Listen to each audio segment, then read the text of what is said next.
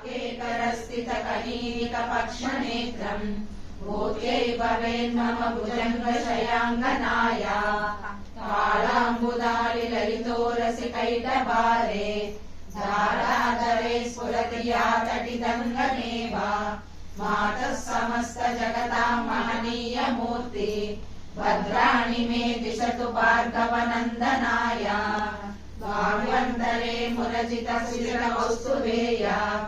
आरावलीव हरिनीलमयी विभाति